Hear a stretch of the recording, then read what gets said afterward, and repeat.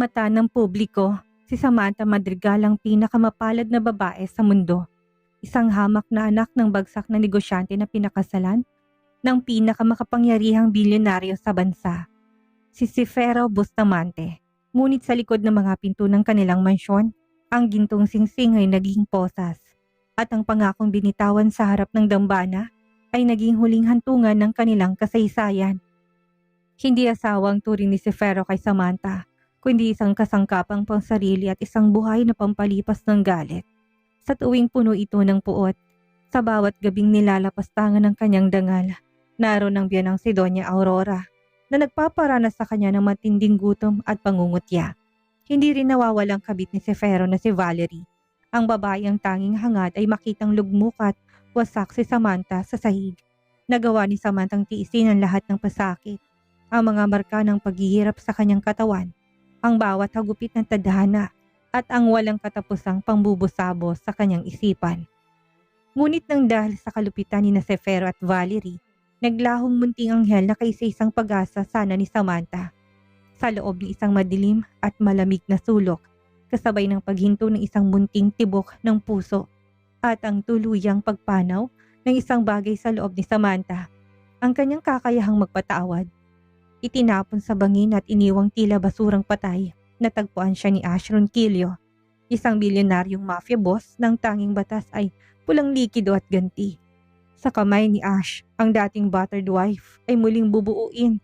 Tuturuan siyang humawak ng sandata sa halip na kutsara, tumapos ng buhay sa halip na umiyak at maging isang predator sa halip na biktima.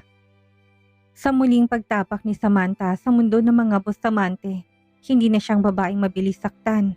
Siya ng bilyonaryong killer na kakamkam sa lahat ng kanilang yaman. Lulunod sa kanila sa sarili nilang likido at ililibing sila ng buhay sa hukay na sila mismong humukay. Sabi mo noon, Cifero, ang buhay ko'y pag-aari mo. Ngayon, kukunin kong sayo kasamang interes. Prologue. Ang gabi ay kasing dilim ng kaluluwa ng mga tao na sa loob ng bodega. Amoy kalawang, amoy ihi at amoy kamatayan. Nakagapo si Samantha sa isang salyadong silya. Ang kanyang mga kamay ay nangingitim na dahil siya higpit ng pagkakatali. Ang kanyang kanang mata ay nakapikit dahil siya pamamaga. Isang regalo mula sa sipa ni Cifero kaninang umaga.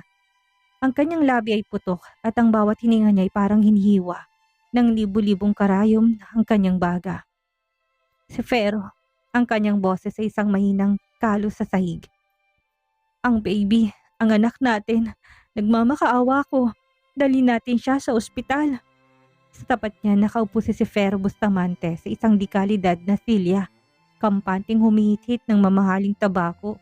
Sa kanyang kandungan ay nakaupo si Valerie na tila nanonood lang ng isang nakakaaliw na sine. Anak? Tumawa si Cifero, isang tawang walang bahid ng konsensya. Samantha, ilang beses ko bang sasabihin sa'yo? Hindi ko kailangan tagapagmana na nanggaling sa matres ni isang basurang tulad mo. Ang batang yan ay isang pagkakamali. Isang mantsa sa pangalan ng mga Bustamante. Pero kadugo mo siya, sigaw ni Samantha na sinundan ng isang madugong ubo. Tumayo si Valerie, ang kanyang high heels ay tumutunog sa semento habang papalapit kay Samantha. Walang babala niya sinabunutan si Samantha. Pilit na inaharap ang mukha nito sa kanya. Kadugo? Honey, ang duming likido nyo ay dapat nang nadumanak sa sahig na ito. Alam mo ba kung bakit ayaw sa'yo ni Cifero? Dahil ikaw ang paalala na lahat na kinamumuhian niya. At ang batang yan? Isang salot.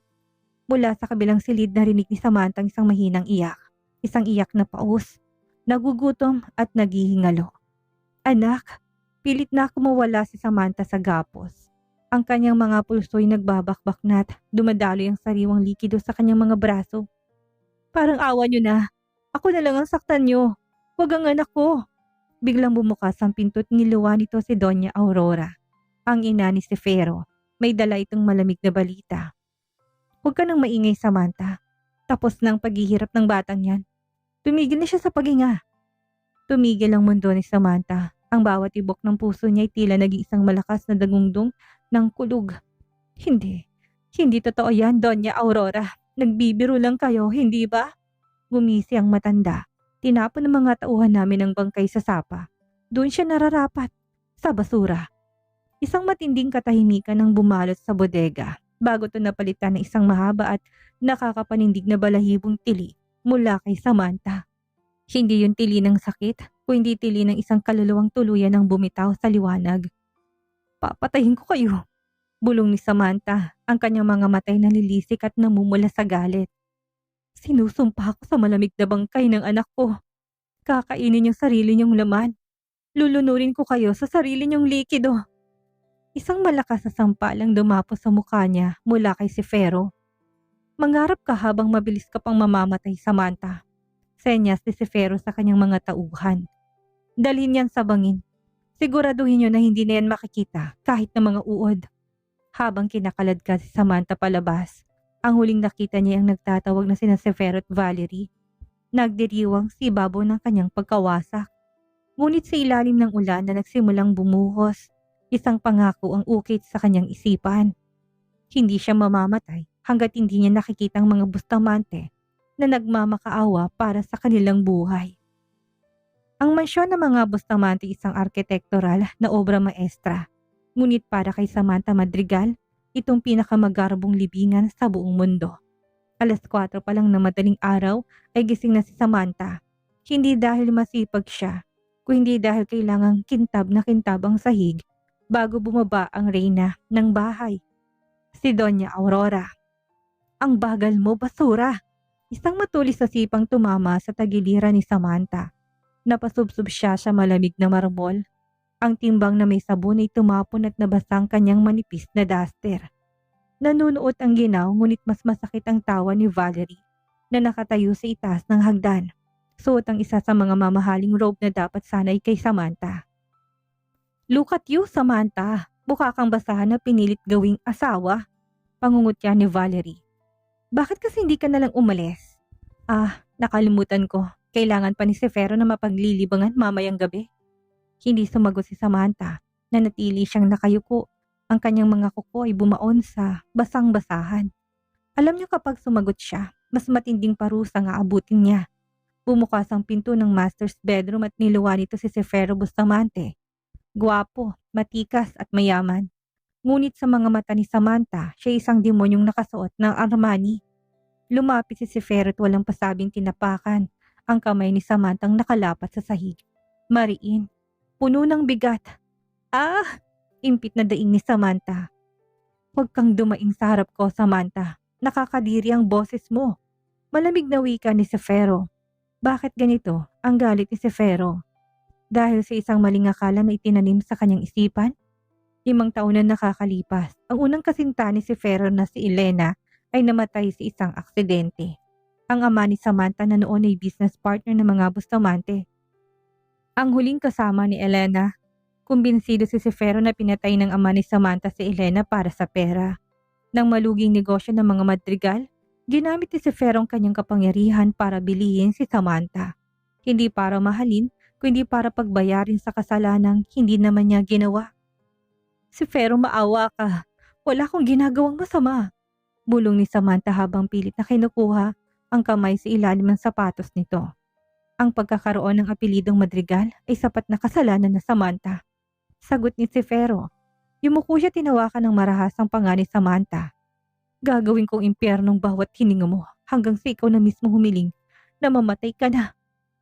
Sa hapagkainan hindi pinayagang umupo si Samantha. Nakatayo sa gilid at tila isang ribulto habang pinagsisilbihan ng kanyang asawa, ang kabit nito at ang kanyang biyanan. Masyadong matabang ang kape, Samantha. Reklamo ni Doña Aurora. Walang babalang sinaboy ng matanda ang mainit na kape sa braso ni Samantha. Napatalon si Samantha sa hapdi. Ang balat niya kagad na namula at nagpaltos. Ayusin mo yan. At pagkatapos, linisin mong garden.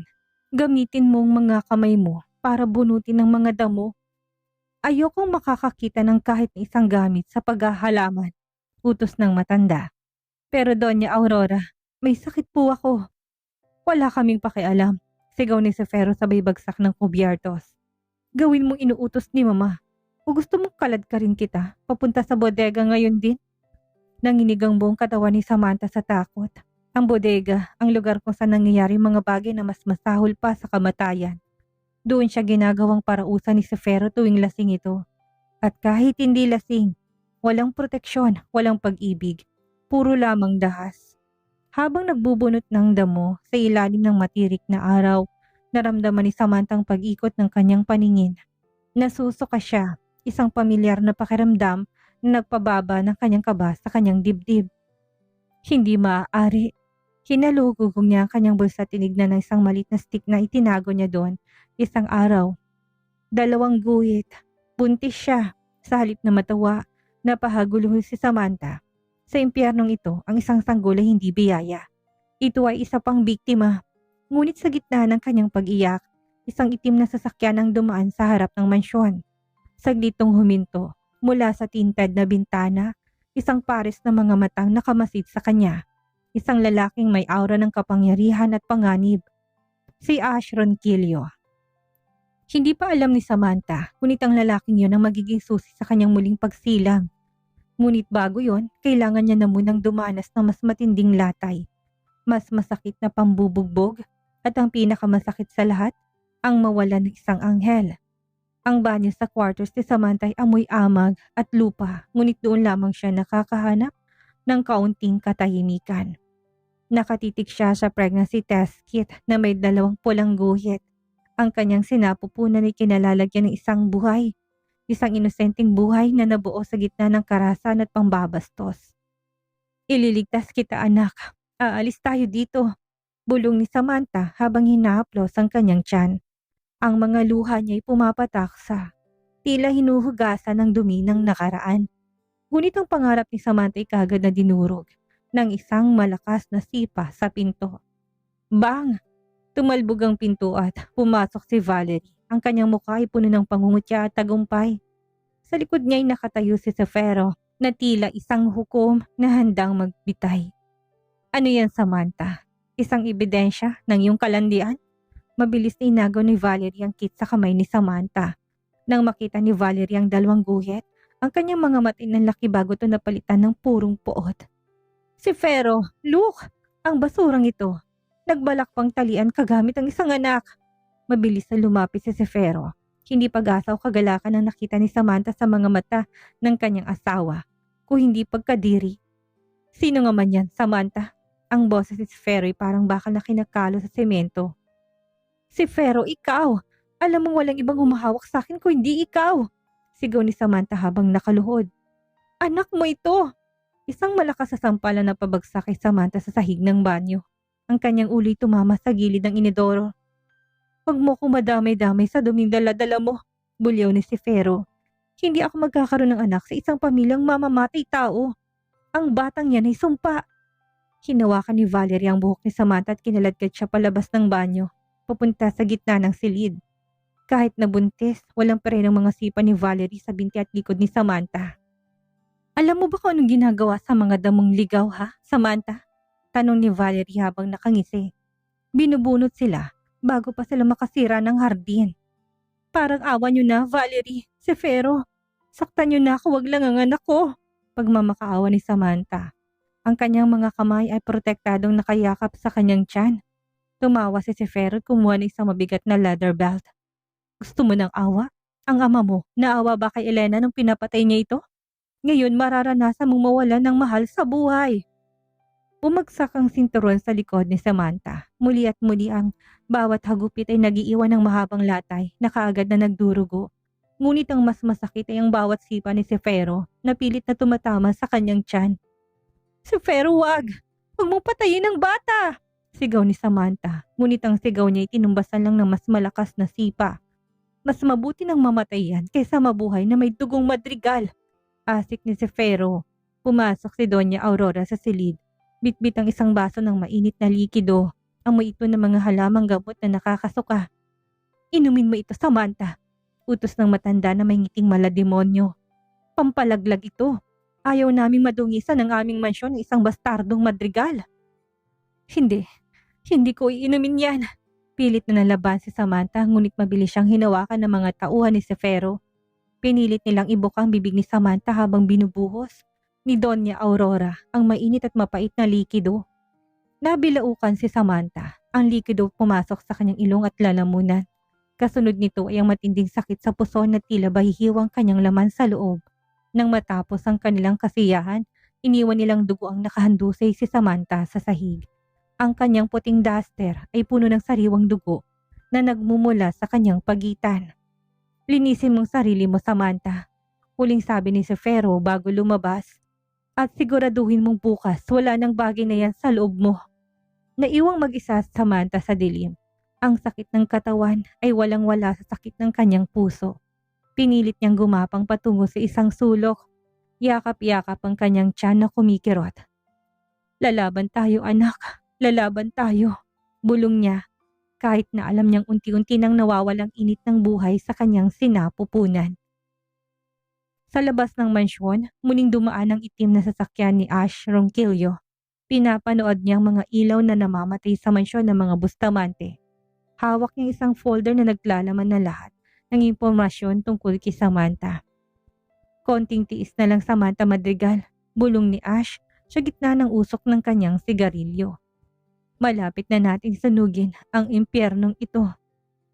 9 na buwang impyerno. Himalang kumapit ang bata sa sinapupunan ni Samantha sa kabila ng mga pampalaglag na pilit na pinapainom sa kanya ni Doña Aurora. Ngunit ang himalang ito ang naging dahilan para mas lalong magngit ang galit ni Sefero. Matigas ang ulo mo, Samantha. Pati ang linta sa loob mo. Ayaw bumitaw. Mabalasik na wika ni Sefero habang hinihila si Samantha sa buhok pababa ng hagdan. Kinaladkad siya ni Sefero patungo sa isang abandonadong bodega sa likod ng mansyon. Ang lugar na amoy kalawang, dumi ng daga at tuyong dugo. Dito na siya ikinulong sa huling 3 buwan ng kanyang pagbubuntis. Ibinagsak ni Sefero si Samantha sa isang manipis at maraming kutsyon sa sahig. Gusto mo ng anak, hindi ba? Gusto mo maging ina sa pamamahay ko? Sige, paglingkuran mo ako. Walang pakialam si Sefero kung malaki ng tiyan ni Samantha. Sa ilalim ng malamig na liwanag ng isang bumbilyang aandap-andap, ginawa niyang parausan ang sariling asawa. Walang halik, walang haplos. Puro lamang marahas na paggalaw at pagpapakita ng kapangyarihan. Sefero, ang bata, nasasaktan siya. Hikbi ni Samantha, ang kanyang mukha ay nakabaon sa maduming kutsyon. Wala akong pakialam sa batang yan. Bulyaw ni Sefero habang lalong dinidiinan ang pagpako sa mga kamay ni Samantha sa sahig. Gagamitin kita hanggang sa magmakaawa kang mamamatay na. Nang matapos si Sefero, pumasok si Valerie na may dalang isang balde ng tubig na may yelo. Walang sabi-sabi nitong binusang tubig sa hubad at nanginginig na katawan ni Samantha. Para mahimasmasan ka, bitch, tawa ni Valerie. Isipin mo na lang yan ang binyag ng anak mo. Isang gabi sa gitna ng isang malakas na bagyo, naramdaman ni Samantha ang maninipintig sa kanyang puson. Ang tubig ay dumaloy na sa kanyang binti. Mag-isa siya, walang doktor, walang midwife, walang kahit na sino. Tulong, Sefero! Doña Aurora! Manganganak na ako! Sigaw ni Samantha habang kumakapit sa kalawanging rehas ng bodega. Ngunit ang tanging sagot sa kanya ay ang hagupit ng hangin at ulan.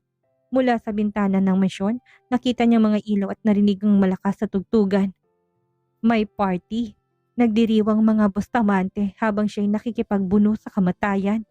Gamit ang kanyang huling lakas, humiga si Samantha sa sahig. Ang bawat pag-ere ay tila binabali ang kanyang mga buto. Walang anesthesia kundi ang sarili niyang kuko na bumabaon sa sariling palad. Ah! Isang mahinang iyak ang pumunit sa katahimikan ng bodega. Isang maliit na sanggol. Maputla, payat at kulubot ang lumabas. Pinutol ni Samantha ang pusod nito gamit ang isang matalas sa piraso ng lata na nakita niya sa sahig. Anak, baby ko. Yakap-yakap ni Samantha ang sanggol. Pilitong pinapainit gamit ang kanyang basang katawan. Huwag kang mag-alala, hindi ka nila sasaktan. Bumukas ang pinto't pumasok si Doña Aurora. May hawak na flashlight. Tinignan niya ang sanggol na parang isang diring-diring insekto. Buhay pa pala ang salot, malamig na sabi ng matanda. Samantha, huwag kang umasa na makakatikim ang batang yan ng gatas o kalinga dito. Simula ngayon, ang bodega na tong magiging mundo nyo. Walang pagkain para sa'yo kung hindi mo uubusin ang mga tira-tira ng mga aso ko. Inihagi si Doña Aurora ang isang mangkok ng pagkaing aso sa harap ni Samantha. Kumain ka. para may maibigay kang gatas sa anak mo. Kung hindi panoorin mo siyang mamamatay sa gutom. Sa gabing yun, habang kinakain ni Samantha ang pagkaing aso habang umiiyak, naramdaman niyang isang matinding lamig sa kanyang puso. Ang dating Samantha na mapagmahal at matiisin ay unti-unti nang naglalaho. Sa kabilang panig ng bakod, nakatayo isang itim na figura sa ilalim ng ulan. Si Ash Ronquillo. Nakita niyang lahat sa pamamagitan ng kanyang thermal drone. Ang kanyang mga kamao ay nakakuyom hanggang sa pumuti ang kanyang mga buko-buko. Kaunti na lang, Samantha, bulong ni Ash. Hahayaan ko sila nasaktan ka sa huling pagkakataon. Dahil ang kapalit niyan ay ang kanilang huling hininga. 3 buwan nang nakalipas simula nang isilang si Baby Angelo sa loob ng mabahong bodega. Ang sanggol ay naging anino na lamang ng isang normal na bata. Payat ang mga braso, lubog ang mga mata at halos wala ng lakas na umiyak. Anak, konting tiis na lang. Parang awa mo na, huwag kang pipikit. Bulong ni Samantha habang pilit na pinapatak ang huling patak ng tubig mula sa isang basyong bote patungo sa labi ng anak. Wala nang lumalabas na gata sa dibdib ni Samantha dahil sa gutom. Ang tanging kinakain niya yung mga panis na tirang pagkain inihahagis ni Valerie at ng mga katulong sa putikan. Bumukas ang pinto ng bodega. Pumasok si Valerie suot ang isang matingkad na pulang dress at may hawak na baso ng gatas. Amoy na amoy ni Samantha ang bango nito. Valerie, parang awa mo na. Gumapang si Samantha sa paanan ni Valerie. Ang kanyang tuhod ay nagdurugo na dahil siya magaspang na semento. Kahit ng gatas na lang yan, ibigay mo sa anak ko. Nag-aapoy siya sa lagnat, mamamatay siya. Ngumiti ng matinis si Valerie. Gusto mo nito, Samantha? Sige. Dahan-dahang tinagilid ni Valerie ang baso ngunit salip na sa bote ng bata. Binuhos niyang gatas sa putikang sahig, malapit sa isang patay na dagha. O yan, sipsipin mo sa sahig. Bagay yan sa inyong magina, mga peste, tawa ni Valerie. Nang tangkaing sunggaban ni Samantang paa ni Valerie sa sobrang desperasyon, isang malakas na sipa sa mukha ang sumalubong sa kanya. Napahiga si Samantha, duguan ng ilong habang naririnig ang mahinang ubo ni Angelo. Isang ubo na tila may kasamang pulang likido. Pumasok si Sefero, bitbit ang isang armas. Hindi para iligtas sila, kundi para tapusin ang ingay. Ayoko nang makarinig ng ubo sa bodegang ito, Samantha. Malamig na wika ni Sefero. Lumapit siya sa duyan-duyanang gawa sa sako kung saan ang bata. Huwag, Sefero. Huwag mong sasaktan ang anak mo. Sigaw ni Samantha. Hinawakan ni Sefero ang bata sa leeg ng damit nito at tinaas na parang isang kuting. Tinitigan niyang namumutat nanginginig ng sanggol. Anak ko? Hindi ko kilalang basurang ito. Binitawan ni Sefero ang bata na walang pasabi. Bumagsak si Angelo sa matigas sa semento. Narinig ni Samantha ang isang mahinang ungol na sakit mula dito. Hindi! Isang palaho na hindi nataong boses ang kumawala sa lalamunan ni Samantha. Nilapitan niyang anak, ngunit bago pa niya ito mahawakan. Tinapakan ni Sefero ang kanyang buhok at pinilit siyang panoorin. Ang huling sandali ni Angelo, ang batay ng isay ng ilang segundo. Huminga ng malalim at pagkatapos ay tuluyang tumitig sa kawalan. Ang munting puso ay tumigil na sa pagtibok. Patay na, sabi ni Sefero na tila ba nakakita lang ng sirang kagamitan. Itapon niya sa sapa sa likod ng bundok. Ayaw ni Mama na mangamoy patay ang mansyon. Hindi, ako na maglilibing sa kanya. Sigaw ni Samantha habang nanlalaban sa mga guards na humahawak sa kanya. Ngunit mas malakas sa mga to. Kinaladkad si Samantha palabas ng bodega. Habang nakikita niyang sinisilid ang kanyang anak sa isang itim na trash bag. Sinakay sila sa isang pickup truck at dinala sa gilid ng isang matarik na bangin na may sapa sa ibaba. Isama ng babaeng yan. Utos ni Sefero sa kanyang tauhan sa cellphone. Gusto ko magkasama silang mabulok ng anak niyang salot. Binato nito ang trash bag na naglalaman ng bata sa bangin. Kasunod nito, hinampas ng puluhan ng baril si Samantha sa ulo hanggang sa mawalan siya ng malay. Ang dugo ang katawan ni Samantha ay tinulak din sa kailaliman. Bumuhos ang malakas na ulan, tila nakikiramay ang langit sa isang inang nawala ng lahat. Sa gitna ng putikan at mga bato sa ibaba ng bangin. Isang kamay ang dahan-dahang kumilos, punong-puno ng galos ang mukha ni Samantha. Ang kanyang mga kuko ay bakbak na, ngunit sa kanyang mga mata, wala na ang takot. Ang dating kulay kayumangging mga mata ay naging kasing dilim na ng uling. Angelo, bulong niya. Isang itim na payong ang sumilong sa kanya mula sa ulan. Isang matikas na lalaki nakatayo sa harap niya. Si Ash Ronquillo. Ang mga anghel ay napupunta sa langit, Samantha, wika ni Ash. Ang boses ay parang musika mula sa impyerno. Pero ang mga tulad ni Nasefero, sa akin ang bagsak nila. Gusto mo ba silang singilin? Tumingala si Samantha kay Ash. Hinawakan niyang kamay nito. Hindi para humingi ng tulong kundi para sa isang kasunduan. Turuan mo kung pumatay, sabi ni Samantha. Gusto ko, bawat isa sa kanila, mamamatay na nakatingin sa mga mata ko habang hiniwa kong kanilang mga puso. Ngumiti si Ash at binuwas si Samantha na parang isang reyna. Simulan na natin ngayon ang pagbabago, aking killer wife. 5 taon na nakalipas, sa isang liblib na isla sa malayo sa sibilisasyon. Isang babae ang nakalambitin sa isang punching bag. Ang bawat suntok at sipa niya ay naglalabas ng tunog na parang putok ng baril. Ang kanyang likod na dati puno ng latay mula sa sinturon ni Sefero ay natatakpan na ngayon isang malaking tattoo ng isang itim na phoenix, simbolo ng kanyang pagbangon mula sa abo. Siya si Samantha. Ngunit sa mundong ito, kilala siya bilang The Widow. Masyadong mabagal, Samantha. Malamig na puna ng isang boses mula sa dilim. Huminto si Samantha, pawisan at hinihingal. Tumingin siya kay Ash Ronquillo na nakasandal sa pinto. May hawak na baso ng scotch. Ang presensya ni Ash ay sapat na para manginig ang sinumang mafia boss. Ngunit para kay Samantha, si Ash ang kanyang Diyos, ang kanyang guro at ang kanyang kaligtasan. Ulitin natin, maikling sagot ni Samantha. Ang boses niya ay wala ng emosyon. Tuyot ng mga luha niya, 5 taon nang nakakalipas, sa tabi ng sapa kung saan itinapon ng kanyang anak. Hindi naging madali ang buhay kay Ash. Hindi siya kinuha ni Ash para maging dekorasyon. Sa unang taon, tinuruan siya ni Ash kung paano wag makaramdam ng sakit. Sinasabak siya sa mga sparring matches laban sa mga lalaking doble ang laki sa kanya. Huwag mong gamitin ang lakas mo. Gamitin mong galit mo.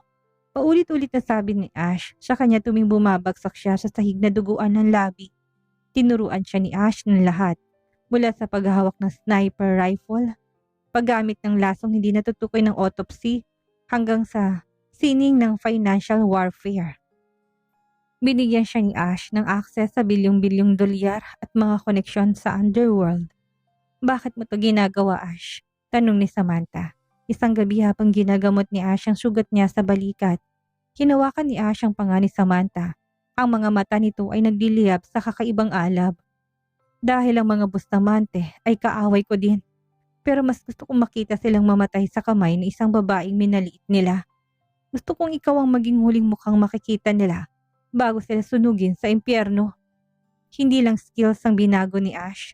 Sa tulong ng pinakamahusay na plastic surgeon sa Switzerland, ang mga peklat sa mukha ni Samantha mula sa pambubugbog ay nawala na. Ang kanyang mukha ay naging mas matapang, mas elegante at mas mapanganib. Wala nang makakakilala sa kanya. Sa papel si Samantha Madrigal ay patay na. Ang nakatayo sa harap ni Ash ay si Saffron Rose, ang misteryosong CEO ng Ronquillo Global Holdings. Handa ka na, wika ni Ash habang inabot kay Samantha ang isang folder. Ang mga Bustamante nagdiriwang ng kanilang ika-30th anibersaryo ng kumpanya bukas. Walang charity ball, isang private auction sa kanilang yate.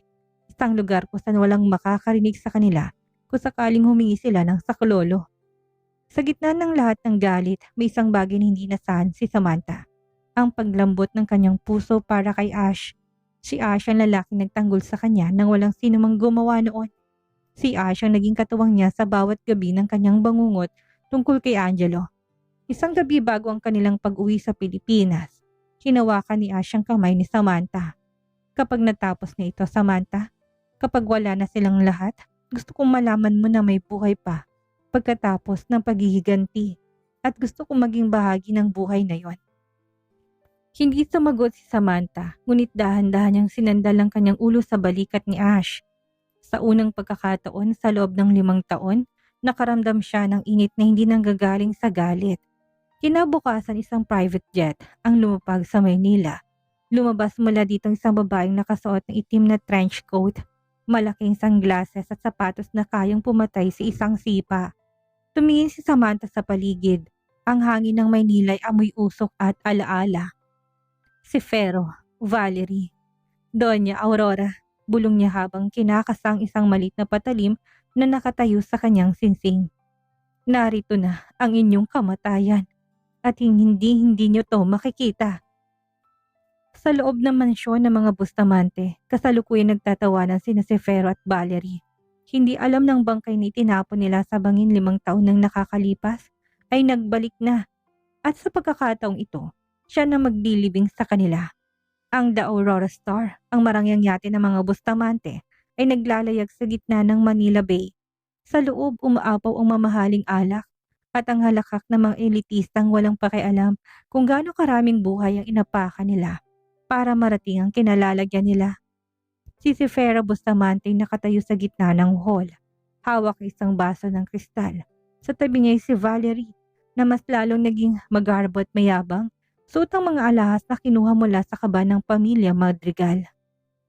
Isang matagumpay na gabi muli, Sefero, bulong ni Valerie habang humahalik sa pisngi ng asawa. Wala nang mga sagabal sa buhay natin. Ngunit ang tawanan ay biglang naputol ng bumukas ang malaking pinto ng ballroom. Isang malamig na hangin ang tila pumasok kasunod ang tunog ng takong na parang martilyo sa kabaong. Lahat ng matay na pabaling sa pintuan. Isang babayang pumasok, nakasuot isang blood red na gown. Nahapit sa kanyang hubog. May matapang na slit na nagpapakita ng kanyang mahabang binti. Ang kanyang buhok ay itim na itim at ang kanyang mga mata ay tila 2 piraso ng sapiro na nanunuri sa bawat sulok ng silid. Sa tabi niya ay si Ash Ronquillo, ang bilyonaryong mafia. Boss na kinatatakutan maging ng gobyerno. Sino siya? Bulong ng mga panauhin. Nabitawan ni Sefero ang kanyang baso, ang kristal ay nabasag sa sahig gaya ng kanyang paghinga na biglang naging mabigat. May kung ano sa mukha ng babaeng iyon nagpahukay sa mga alaalang pilit niyang ibinaon sa bangin. 5 taon na ang nakakalipas. Sefero, ano nangyayari sa'yo? Inis na tanong ni Valerie. Ngunit maging siya'y natigilan nang lumapit ang babae sa kanila. Ginoong Bustamante. Boses pa lang ni Samantha ay sapat na para patigilan ang tibok ng puso ni Sefero. Ang boses na yon ay hindi nabasag at paus. Ito ay kasing kinis ng seda, ngunit kasing talas ng labaha. Pinapakalala ko ng aking sarili. Ako si Saffron Rose, ang bagong may-ari ng lahat ng utang ng inyong kumpanya. Nalaki ang mga mata ni Sefero. Ano? Ang kumpanya ko? Hindi binibenta ang mga shares nito. Pinili ko ng lahat ng utang niyo sa black market, Sefero. Singit ni Ash Ronquillo, habang nakangisang kanyang kamay ay protektadong nakapulupot sa bewang ni Samantha. At ngayon ang kumpanya mo ay nasa ilalim na ng kamay ng aking kasosyo. Lumapit si Samantha kay Valerie. Tinitigan niyang leg nito. Suot ni Valerie ang kwintas sa pamanapan ng nanay ni Samantha. Magandang kwintas, wika ni Samantha. Bigla niyang hinawakan ng pendant nito. Ang kanyang mga kuko'y bahagyang bumaon sa balat ni Valerie. Ngunit hindi bagay sa leeg ng isang magnanakaw. Ano?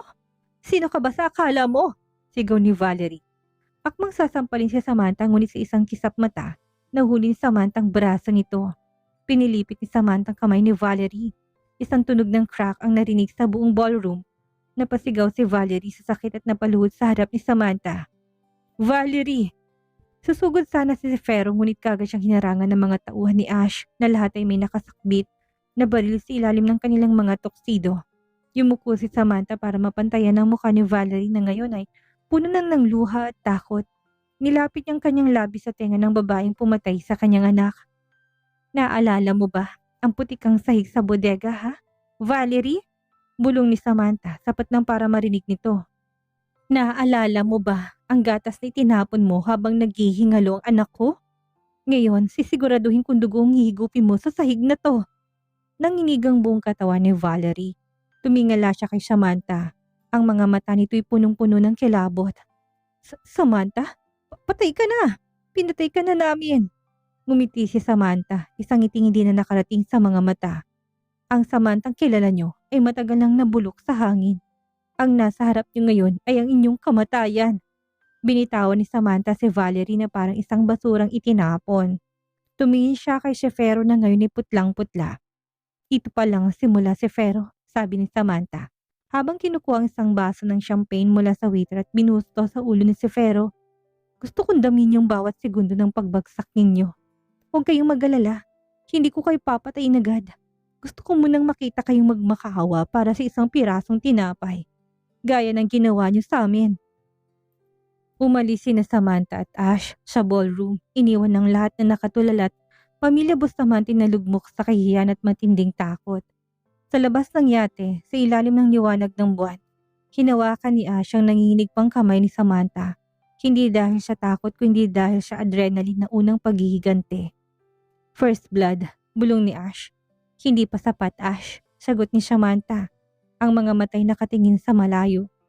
Gusto ko silang makitang sunog, abo, hanggang sa wala nang matira kahit ang pangalan nila. Hindi pa nakakabawi ang mga Bustamante mula sa kahiyan sa yate na magsimulang kanilang pinansyal na bangungot. Sa loob lamang na 3 araw, bumagsak ang stocks ng Bustamante Enterprises sa pinakamababang antas sa kasaysayan. Sa loob ng marangyang mansyon nagkakagulo. Si Doña Aurora hindi magkandamayaw sa pagtawag sa kanyang mga abogado. Ngunit isa lamang ang sagot nila. Wala na kaming magagawa, Doña. Ang lahat ng assets nyo mula sa kumpanya hanggang sa bahay na tinitirhan nyo ay pag-aari na ni Saffron Rose. Hindi maaari. Mansyon ko to. Sigaw ng matanda habang tinatapon ng kanyang antik na vase sa pader. Isang convoy ng mga itim na SUV ang huminto sa tapat ng mansyon. Bumukas ang gate ng walang kahirap-hirap dahil kontrolado na ni Ash ang security system nito. Lumabas si Samantha, suot ang isang puting power suit na kasing puti ng kabaong. Sa tabi niya ay si Ash na tila isang ganin ng kamatay na handang sumunggab. Sinipa ng mga tauhan ni Ash ang pintuan ng mansyon. Pumasok si Samantha na tila isang renang bumabalik sa kanyang kaharian. Sino nagbigay sa inyo ng karapatan na pumasok dito? Sigaw ni Doña Aurora habang bumababa sa hagdan. Ngunit natigil siya na magtamang kanilang mga mata. Ako, Aurora, malamig na sabi ni Samantha. Ako ang nagmamay-ari ng bawat hibla ng carpet na tinatapakan mo. At ngayon, tapos ng oras mo sa aking pamamahay. Lumitaw si Sefero mula sa itaas. Duguan ng mga mata at amoy alak. Samantha, itigil mo na to. Anong kailangan mo? Pera? Ibibigay ko lahat. Huwag mo lang pakialaman ng nanay ko. Tumawa si Samantha. Isang tawa ng puno ng pait. Pera? Si Fero, ang pera nyo ay galing sa dugo ng pamilya ko. Hindi ko kailangan ng pera nyo dahil akin ang lahat. Ang gusto ko ay makita kayong gumagapang sa puti kung saan nyo ko iniwan. Isang senyas si Samantha kagad na kinaladkad ang mga tauhan ni Ash, si Doña Aurora. Bitawan nyo ko, mga bastos! Pagpipiglas ng matanda. Naalala mo ba ha, Aurora? Tanong ni Samantha habang lumalapit sa matanda. Noong pinaglinis mo ko ng garden na nakayapak sa basag na bubog. Sabihin mo, kailangan maranasan isang basurang masaktan. Kinuha ni Samantha ang isang kahon ng mga alahas mula sa mesa. Mga alahas na pag-aari ni Doña Aurora. Walang pag-aalilangan niyang binuhos sa mga to sa sahig at ninurog ang mga mamahaling perdas gamit ang kanyang takong. Hubarin mo sapatos mo, Aurora. Utos ni Samantha. Ano? Hubarin mo! Sigaw ni Samantha na yumanig sa buong mansyon. O gusto mong tauhan kung gumawa nito sa marahas na paraan. Nanginginig na hinubad ni Doña Aurora ang kanyang sapatos. Ngayon lumabas kayo, wika ni Samantha habang tinuturo ang pinto. Maglakad kayo hanggang sa gate na nakayapak at huwag na huwag kayong lilingon dahil ang bawat gamit na maiwan nyo dito. Susunugin ko. Samantha, parang awa mo na. Ang mama ko'y matanda na. Pagmamakaawa ni Sefero. Isang mabilis na sipa sa sikmurang binigay ni Samantha kay Sefero na nagpadapa sa lalaki sa harap niya. Huwag kang magsalita tungkol sa awa, Sefero. Hindi niya binigyan ng awang anak ko noong naghihingalo siya sa bodega. Pinanood ni Samantha habang kinakaladkad palabas sina Sefero at Doña Aurora. Sa labas ng gate naroon si Valerie. Nakasalukuyan ding pinapalaya sa kanyang condo unit at wala na matakbuhan. Nang maging tahimik ang mansyon, huminga ng malalim si Samantha. Naramdaman niyang isang kamay ng kanyang balikat. Si Ash. Ayos ka lang ba? Tanong ni Ash. Hindi pa, Ash. Sagot ni Samantha habang nakatingin sa portrait ni Doña Aurora sa pader. Kinuha niya ang lighter ni Ash at sinilaba ng painting. Gusto ko silang makitang walang-wala. Gusto kong makita si Valerie nagbebenta ng sarili niya para sa isang pirasong tinapay. Gusto ko silang mabulok bago ko sila tuluyang tapusin. Gumiti si Ash at tinalikan ng noo ni Samantha. Gagawin natin yan. Susunod ng kanilang pisikal na paghihirap. Binuksan ni Samantha ang pinto ng bodega, ang lugar kung saan namatay ang kanyang anak. Doon lumuhod siya at nag-iwan ng isang puting rosas. Angelo, malapit na anak. Malapit na. Wala na natira kay Valerie. Ang lahat ng kanyang bank accounts ay na-freeze at ang kanyang mga designer bags ay kinumpiska. At ang kanyang mga kaibigan sa alta sosyedad ay tinuring siyang isang mayketong. Napilitan siya na magtago sa isang madilim at mabahong iskinita sa tondo. Sa isang barong-barong na umiimpurnal at basura. Pahingi naman ng tubig, mahinang daing ni Valerie. Sa isang matandang dumaan. Ngunit sa halip na tulong, pandidiri ang nakuha niya. Ang dating makinis niyang balat ay puno ng rashes at ang kagat ng surot. Biglang tumigil ang ingay ng paligid. Isang maranging itim na sasakyan ang pumasok sa makitid na kalsada. Lumabas si Samantha. Suot ang isang itim na leather outfit. Hawak ang isang latigo na gawa sa bakal na wire. Kumustang bagong mansyon mo ha, Valerie? Malamig na bungad ni Samantha habang dahan-dahang naglalakad sa putikan. Hindi siya nandidiri, ang bawat dumi sa kanyang sapatos ay paalala ng bawat segundong tiniis niya sa bodega. Napatingala si Valerie, ang kanyang mga matay na lalaki sa takot. Samantha, please tama na, wala na akong pera. Wala na akong kahit na ano. Maawa ka. Awa? Ngumisi Samantha at mabilis na winasiwas ang kanyang kagamitang gawa sa bakal. Tumamang dulo nito sa pisngi ni Valerie na nag-iwan ng isang malalim na sugat. Napasigaw si Valerie habang hawak ang kanyang mukha na ngayon ay duguan. Naalala mo ba nung sinabi mo na, "Oops, my bad," matapos mo akong itulak sa hagdan habang buntis ako? Tanong ni Samantha. Muling humagupit ito sa pagkakataong to ay sa braso ni Valerie. Oops, my bad. Lumapit si Samantha at tinapakan ng dugo ang kamay ni Valerie. Idiniin ito sa putik na may kasamang basag na bote. Gusto mo ng gatas, hindi ba?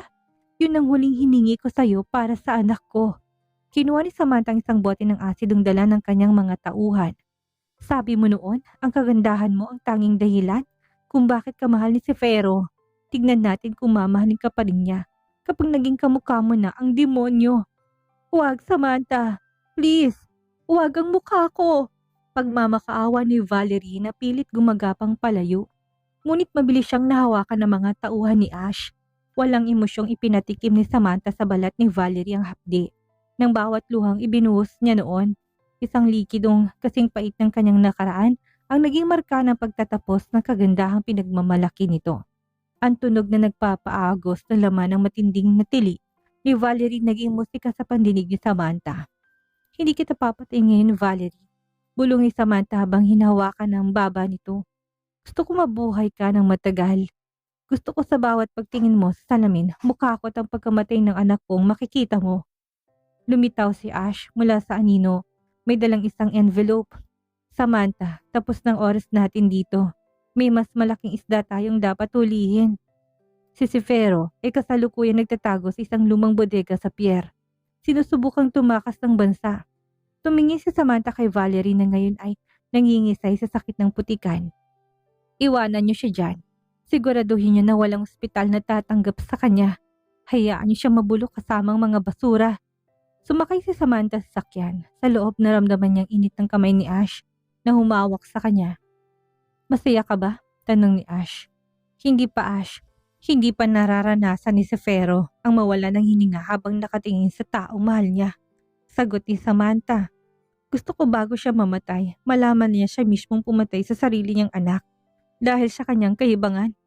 Habang papalayong sasakyan, binuksan ni Samantha ang tracker sa kanyang phone. Isang pulang tuldok ang kumukurap sa mapa. Ang lokasyon ni Fero Bustamante. Handa ng lahat sa pier? Tanong ni Samantha. Everything is set, my queen. Sagot ni Ash na may kasamang mapanganib ng ngiti. Walang takas, walang charity ball. Puro lang dugo. Sa dilim ng gabi, ang anino ng 2 bilyonaryo ay tila naging isa.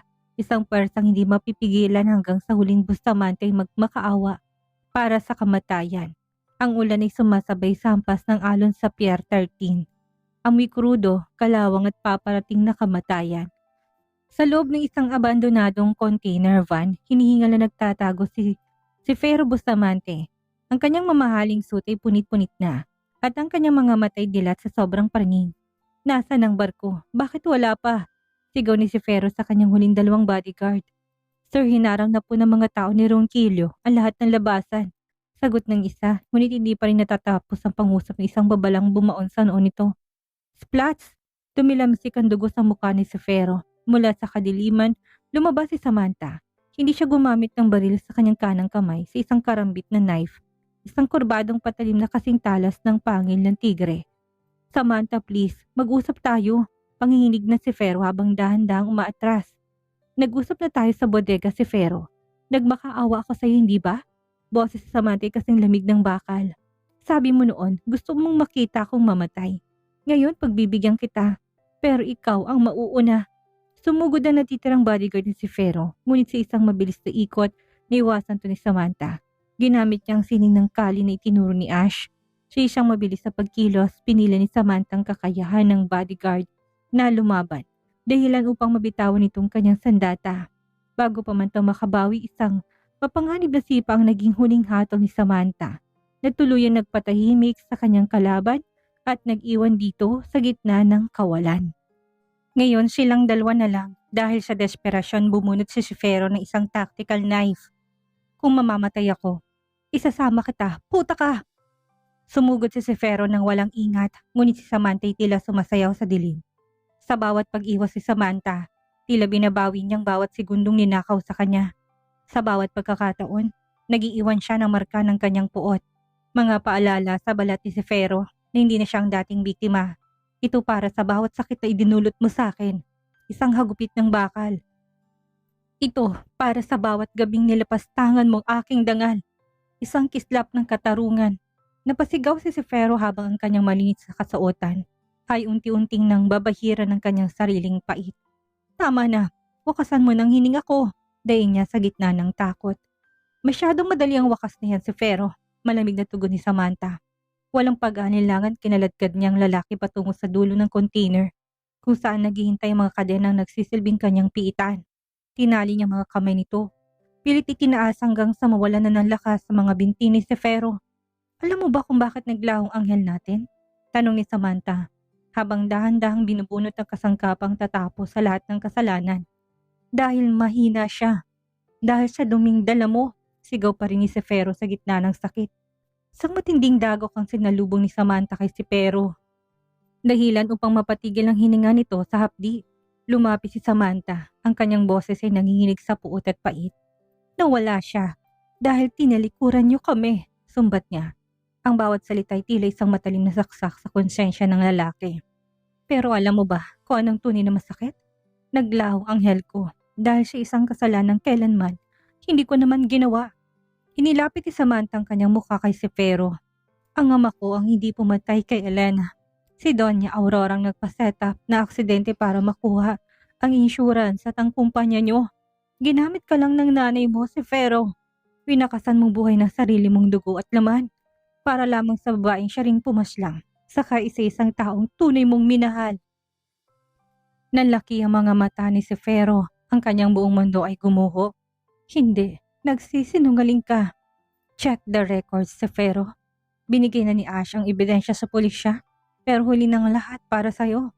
Lumabas si Ash mula sa anino, hawak ng isang remote control. Samantha, ang mga pulis ay 5 minuto lang ang layo.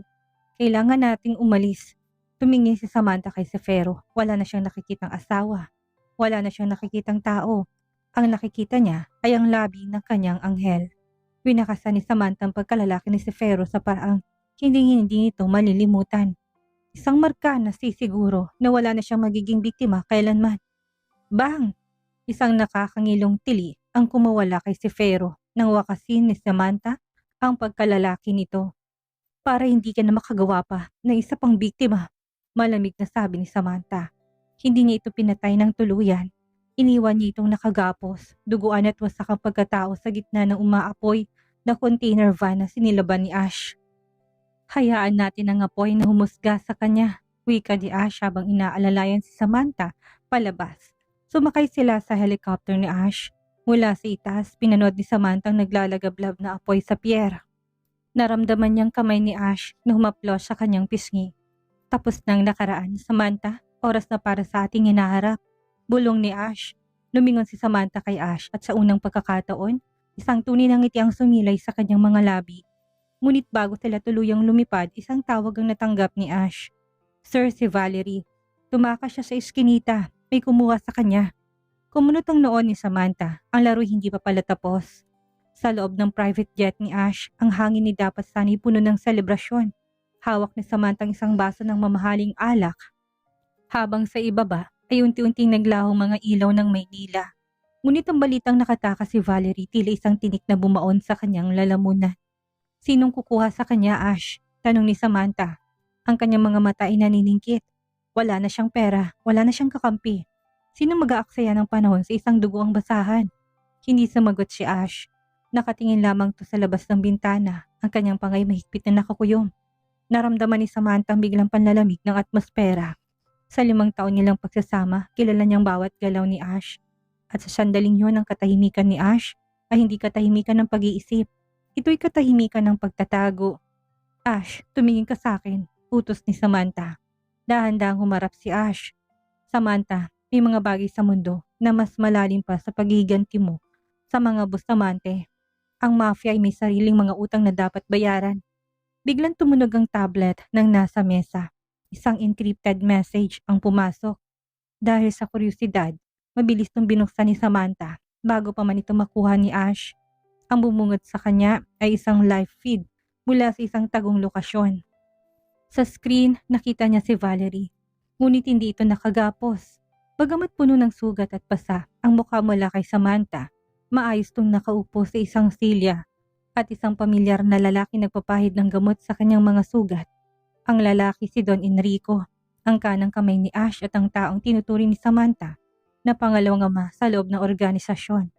Bakit? Bulong ni Samantha. Ang kanyang boses ay nanginginig sa galit. Bakit tinutulungan ng tao mo ang babaeng pumatay sa anak ko? Samantha, makinig ka. Susubukan sanang hawakan ni Ash ang kanyang braso. Ngunit marahas tong iwinaksi ni Samantha. Huwag mo kong hawakan, sigaw ni Samantha. Plano ba ito, Ash? Kinuha mo ko sa bangin, tinuruan mo ko, ginawa mo kong killer wife para lang gamitin laban sa mga bustamante. At ngayong tapos na, itatago mong huling biktima ko? Valerie is not just a mistress, Samantha, bulyaw ni Ash. Ang boses ay umanig sa loob ng eroplano. Si Valerie, anak ni Don Enrico. Yun ang lihim na hindi ko masabi sa'yo. Pinoprotektahan ni Enrico ang anak niya at kung papatayin mo si Valerie, magkakagulo ang buong mafia.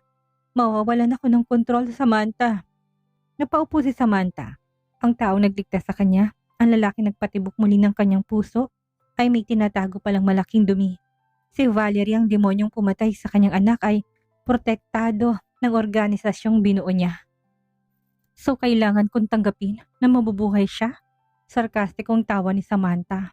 Habang ang mga luha ay muling nagsisidatingan. Hindi dahil sa lungkot kundi dahil sa pagkadismaya. Kailangan ko manood habang ginagamot niyo ang babaeng sumipa sa tiyan ko noong naghihingalo ang anak ko.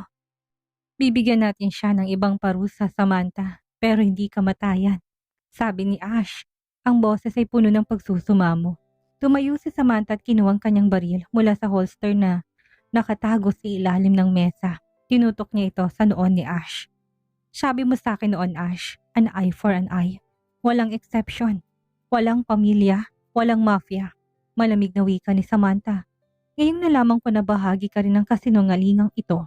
Isa ka na lang ding bustamante sa paningin ko. Bago pa makakilos ang bodyguard ni Ash, sa loob ng jet, mabilis na inasinta ni Samantha ang control panel ng pinto ng eroplano. Anong ginagawa mo, Samantha? Sigaw ni Ash. Lalabas ako sa organisasyong ito, Ash. Sa paraang alam ko, sagot ni Samantha. Kinuha niya siyang parachute mula sa emergency cabinet. Bago siya tumalon, tinitigan niya si Ash ng huling beses. Isang titig na puno ng pait at na walang pag-ibig. Sabihin mo kay Don Enrico, itago niya na mabuting anak niya. Dahil kapag nakita ko ulit si Valerie, hindi lang siyang papatayin ko. Isasama kong buong organisasyon niyo sa hukay. Sa isang iglap tumalon si Samantha mula sa lumilipad na eroplano patungo sa madilim na karagatan sa ibaba. Naiiwang nakatulala si Ash. Hawak ang dibdib na tila ba binunutan ng puso. Alam niyang sa sandaling yon, hindi lang ang kanyang killer wife ang nawala sa kanya. Nilikha niyang kanyang pinakamalakas at pinakamapanganib na kaaway. Ang pagbagsak ni Samantha sa malamig na tubig ng Pasipiko ay tila isang binyag. Habang lumalangoy siya patungo sa isang pampang sa liblib na bahagi ng Quezon. Ang bawat hapdi ng tubig alat sa kanyang mga sariwang galos ay nagsilbing gasolina sa kanyang galit. Wala na si Ash, wala ng mga Bustamante. Ang natitira na lamang ay ang kanyang misyon. Ang ulo ni Valerie at ang sino mga harang sa kanya. Hindi naging tanga si Samantha sa loob ng 5 taon. Habang tinuturuan siya ni Ash ng sining ng digmaan, palihim siyang nag-ipon ng sarili niyang pondo mula sa mga transaksyong hindi alam ng organisasyon. Sa isang tagong safe house sa pusod ng Maynila, inihanda niyang kanyang sarili.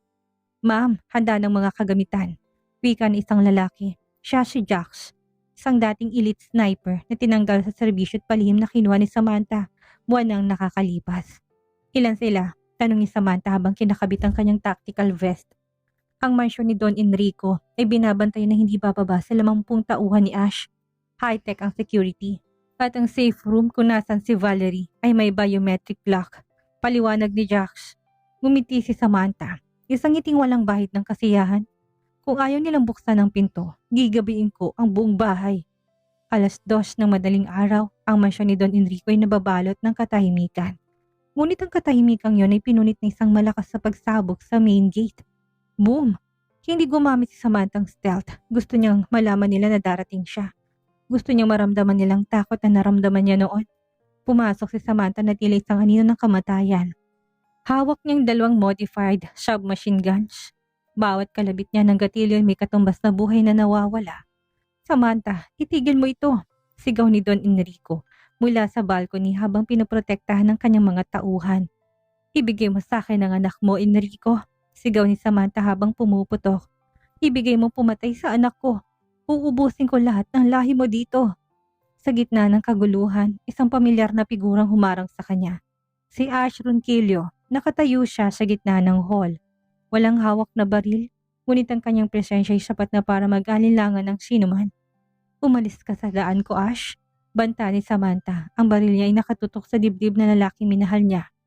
"Hindi ko hayaan na magiging ganap na halimaw ka, Samantha." Malungkot na sabi ni Ash. "Kapag pinatay mo si Valerie sa loob ng bahay na ito, wala nang babalikan. Hahabulin ka ng buong konseho ng mafia hanggang sa kabilang buhay." "Matagal na akong patay, Ash. Pinatay niyo ako sa sapa. Pinatay niyo ang puso ko." Isang luhang pumatak sa mata ni Samantha. Ngunit agad itong natuyo ng puot. "Kung kailangan patayin ko ang buong mundo para lang makuha si Valerie, gagawin ko." Mabilis na kumilos si Ash. Para agawin ang baril ni Samantha, nagkaroon ng isang marahas na hand-to-hand combat. Ang bawat suntok at sipa nila ay puno ng teknik at emosyon. Nasikmura ni Samantha si Ash. At bilang ganti, pinilipit ni Ash ang kanyang braso. "Maawa ka sa sarili mo, Samantha," bulong ni Ash, habang yakap siya mula sa likod para pigilan. "Awa? Yan ang salitang hindi ko nabibigkasin." Sa isang mabilis at tumpak na pagkilos, gumamit si Samantha ng isang lihim na pampatulog na nakatago sa kanyang singsing at dinampi ito sa hita ni Ash. Agad siyang nabitawan ni Ash nang maramdaman ng epekto nun. Ang chemical na yun ay hindi nakakasama, ngunit sapat na upang magdulot ng pansamantalang paninigas ng katawan na magpipigil kay Ash na sumulit sa kanya sa panganib. Naiwan si Ash na nakaluhod sa sahig, nanunood habang naglalakad si Samantha patungo sa safe room. Gamit ang isang C4 explosive, winasak ni Samantha ang pinto. Sa loob nakitang nakasuksok sa sulok si Valerie. Ang kanyang mukha ay balot pa ng benda. Nanginginig sa takot at hawak ang isang krus na tila ba ililigtas siya nito. "Samantha, please, ang tatay ko, ang mafia, papatayin ka nila?" Nautal na sabi ni Valerie. Lumapit si Samantha, hinawakan ng buhok ni Valerie at kinaladkad ito palabas ng kwarto. Dumaan sa harap ng parilisadong si Ash at duguang si Don Enrico. "Tingnan niyo ng mabuti," wika ni Samantha sa lahat. "Ito ang bunga ng inyong proteksyon." Nilabas ni Samantha si Valerie sa gitna ng malakas na ulan, kung saan nakaparadang kanyang sasakyan. Doon itinali niya si Valerie sa likod ng sasakyan. Ang mismong paraan kung paano kinaladkad ang bangkay ng kanyang anak noon. "Magdasal ka na, Valerie," bulong ni Samantha. "Dahil ang susunod nating hihintuan ay ang sapa kung saan mo tinapon ang anghel ko." Ang sapa sa paanan ng bangin kasing lamig pa rin ng gabing tinapon doon ang katawan ni Angelo. Ang tunog ng agos ng tubig ay tila isang malungkot na uyayi para sa isang inang nawala na lahat. Humitong sa sasakyan ni Samantha, bumukas ang pinto at kinaladkad niya si Valerie pababa. Ang mukha ni Valerie puno ng putik, dugo at luha. Wala nang kislap sa isang socialite. Isa na lamang siyang tumpok ng karning nanginginig sa harap ng kamatayan. Dito, bulong ni Samantha, ang kanyang mga matay nakapako sa madilim na tubig. Dito niyo siya itinapon na parang basura. Isang 3 buwang sanggol na wala namang ginawang masama sa inyo. Isinubsob ni Samantha mukha ni Valerie sa mababaw na bahagi ng sapa. Huminga ka, Valerie. Damin mong lamig na naramdaman ng anak ko. Maawa ka, Samantha. Patawad. Pagsusumamo ni Valerie habang humihigop ng putik at tubig. Patawad? Isang marahas na tawang kumawala kay Samantha. Ang patawad ay para sa mga taong nagkamali. Ang ginawa niyo hindi pagkakamali. Ito ay isang sining ng kasamaan. Pinanood mo ko magmakaawa habang tinatapakan ni Sefero ang bata. Natawa ka pa habang binubuhos mong gatas sa putikan. Kinuha ni Samantha ang isang bote ng gatas na binili niya bago pumunta doon. Binuksan niya ito at maras na ibinuhos sa mukha ni Valerie, gaya ng ginawa nito sa kanya noon. Inumin mo. Inumin mo ang gatas na ipinagkait mo sa anak ko, sigaw ni Samantha. Sa gitna ng pagpapahirap, isang pamilyar na liwanag ng headlights ang tumama sa kanila. Dumating si Ash. Kasunod niyang ilang sasakyan ng mafia, ngunit nanatili silang malayo. Tanging si Ash lamang nangahas na lumapit. Bagamat iniinda pa rin ang bakas sa ginawang pagpigil sa kanya ni Samantha, pinilit niyang ihakbang ang kanyang mga paa. Ang bawat hakbang ay tila isang pakikibaka. Ngunit ang hapdi sa kanyang katawan ay walang-wala kumpara sa kagustuhan niyang makarating sa kinaroroonan ng babaeng kanyang minamahal. Samantha, tama na, wika ni Ash. Ang boses ay puno ng pait. Nasa akin na si Doña Aurora. Sinuko na siya ni Enrico para iligtas ang anak niya. Maaari nating dalhin si Valeria sa kulungan ng mafia. Hayaan mo silang mabulok doon. Tumingin si Samantha kay Ash. Kulungan? Ash, ang kulungan ay para sa mga may pag-asang magbago. Ang babaeng ito ay isang sakit na kumakalat sa buhay ng bawat taong nadidikit sa kanya. At ang isang sakit kailangang alisin at tuluyang lipulin. Dahan-dahang humarap si Samantha kay Valerie. Habang dahan-dahan din binubunot ang kanyang korbadong patalim, ang sandatang nagsisilbing dulo ng kanyang paghihiganti. Ang talas nito ay kumikislap sa ilalim ng buwan. Samantha, wag! Sigaw ni Ash. Kapag ginawa mo yan, hindi ko na magagawang protektahan ka sa konseho. Ituturing ka nilang public enemy number 1. Mabuti, sagot ni Samantha. Mas gusto ko nakatakutan ng buong mundo kaysa protektahan ng isang kasinungalingan. Walang babala, hinawakan ni Samantha ang buhok ni Valerie, tiniharap ito sa sapa. Tingnan mong tubig, Valerie. Doon ka pupunta, bulong ni Samantha. Sa isang mabilis at tumpak na pagkilos, iniwan ni Samantha ang huling marka ng kanyang paghihiganti sa katawan ni Valerie. Hindi ito isang madaling pag-alis. Nais ni Samantha na maramdaman ni Valerie ang bawat segundo ng kanyang pagbagsak. Pinanood niya kung paano nabahiran ng pulang malinaw na tubig sa sapa. Tila ba hinuhugasan itong lahat ng dumi na nakaraan. Nawalan na lakas si Valerie sa putikan. Ang kanyang katawan ay dahan-dahang nilalaman ng lamig ng gabi. Ang kanyang mga mata ay nanatiling dilat, nakatitig sa kawalan na madilim na langit, hanggang sa kanyang huling hininga ay tuluyang tinangay ng hangin patungo sa limot. Para sa iyo to, Angelo, bulong ni Samantha. Ang kanyang boses ay puno ng pait at paglaya. Dahan-dahan niyang binitawan ng kasangkapang naging saksi sa kanyang paghihiganti. Hinayaan itong mahulog sa tabi na wala ng buhay na katawan na siyang sumira sa kanilang pangarap. Tumayo si Samantha, ang kanyang puting damit ay puno na ngayon ng pulang batik. Hinarap niya si Ash na nakatayo lang sa ulan, tila isang ribulto ng kabiguan. Ano na ngayon, Ash? Hamon ni Samantha. Tatapusin mo ba ako? Yan ang utos ng mafia, hindi ba? Ang tapusin ng sinumang lumabag sa batas ninyo. Sa gitna ng nakakabinging katahimikan, dahan-dahang binunot ni Ash ang kanyang sandata. Sa isang mabigat na pagkilos, tinuon niyang dulo nito kay Samantha. Isang desisyong tila nagpahinto sa takbo ng mundo. Para sa kanilang dalawa, ang kanyang kamay ay nanginginig.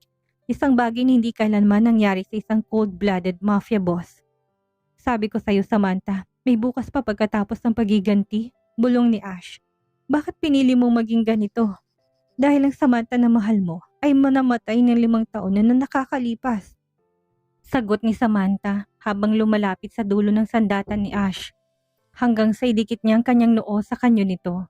Sige na, Ash, tapusin mo ng mission mo. Ilibing mo na ako kasama ng anak ko. Pinanood ng mga tauhan ng mafia mula sa malayong 2 figura sa ilalim ng ulan. Isang putok ang umalingaw-ngaw sa buong bundok. Bang! Isang mabilis na kislap na liwanag ang bumitak sa katahimikan. at ang pulang marka ng panganib ay tumalsik sa mga bato.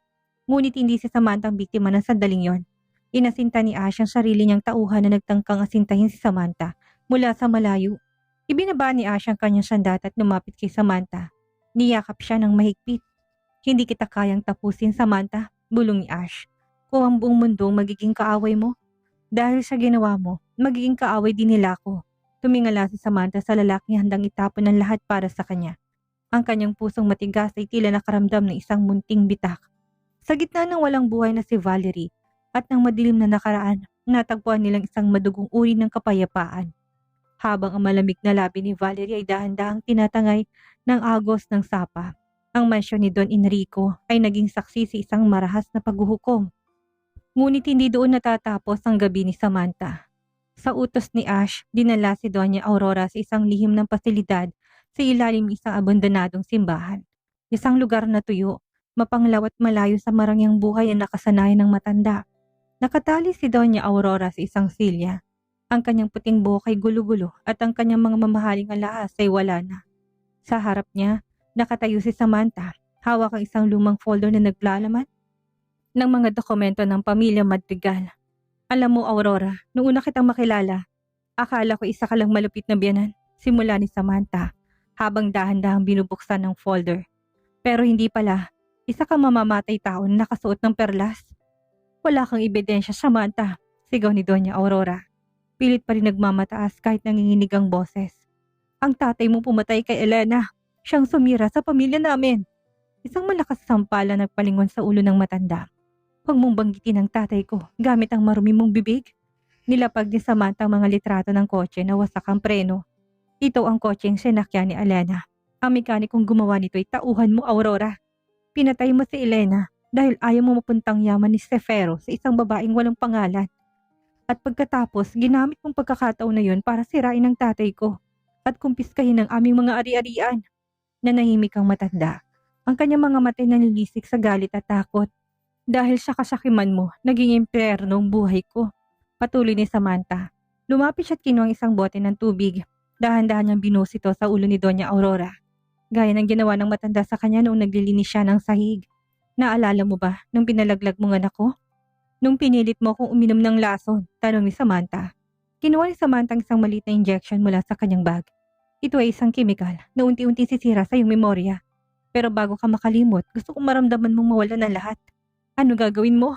Sigaw ng matanda. Wala ng anak mo, Aurora. Si Ferry kasalukuyang nasa ICU. Bulag, pilay at walang kakayahang magsalita. Malamig na balita ni Samantha. At si Valerie? Tinapon ko na sa sapa. Ikaw na lang natitira. Ikaw ang huling piraso ng basura na dapat kong iligpit. Bumukas ang pinto at pumasok si Ash. Hawak niya isang tablet na nagpapakita ng balita sa telebisyon. Samantha, opisyal na. Ang Bustamante Holdings ay diniklara ng bankrupt. Ang lahat ng nakaw na yaman niyo ay nailipat na sa isang trust fund. Sa ilalim ng pangalan ng anak mo. Isang foundation para sa mga battered wives at abandoned children. Tumingin si Samantha kay Doña Aurora. Naririnig mo yan? Tatapusin mo na bang hiningi ko? Hamon ni Aurora. Ang kanyang boses ay puno ng desperasyon at puot. Gawin mo na. Tapusin mo na to. Hindi, Aurora.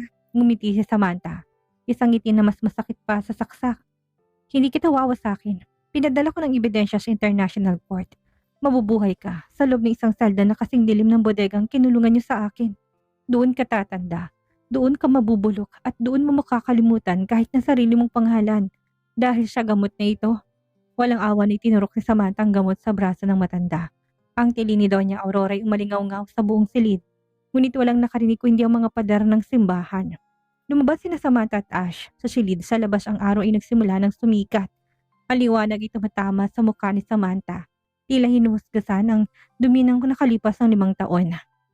Ano ang susunod? Tanong ni Ash habang inabot ang susi ng isang bagong buhay. Gusto kong pumunta sa Sapa, sagot ni Samantha. Gusto kong magpaalam ng maayos kay Angelo. At pagkatapos gusto kong sunugin ang mansyon ng mga Bustamante. Ayoko may matirang kahit na isang alaala ng apelidong yan sa mundong ito. Humawak si Ash sa bewang ni Samantha. Kung ganun maganda ka na ng gasolina. Dahil sisiguraduhin kong walang matitirang abo. Ang mansyon ng mga Bustamante ay nakatayo pa rin ang may pagmamataas sa itaas ng burol. Ngunit sa loob nito wala ng buhay. Ang bawat sulok na dati ay amoy mamahaling pabango at alak ay amoy gasolina na ngayon. Si Samantha ay naglalakad sa hallway ng master's bedroom. Hawak niya isang sulo. Sa bawat silid na madaanan niya, ang silid kung saan siya binugbog ni Sefero, ang kusina kung saan siya pinapakain ng tiritirang pagkain, at ang hagdan kung saan siya tinulak ni Valerie nag-iiwan siya ng apoy. Dito nagsimula ang lahat. Bulong ni Samantha habang tinitingnan ng portrait ng pamilyang Bustamante sa main hall. Lumapit si Ash sa kanya. May dalang huling galon ng accelerant. Ang mga tauhan ko'y nasa labas na. Ang perimeter ay malinis. Sa loob ng 10 minutong mansyon na ito'y magiging isang malaking tumpok ng abo. Tinitigan ni Samantha ang painting. Kinuha niyang kanyang kutsilyo at winakwak ang mukha ni Sefero at ni Doña Aurora sa canvas bago ito sinilaban.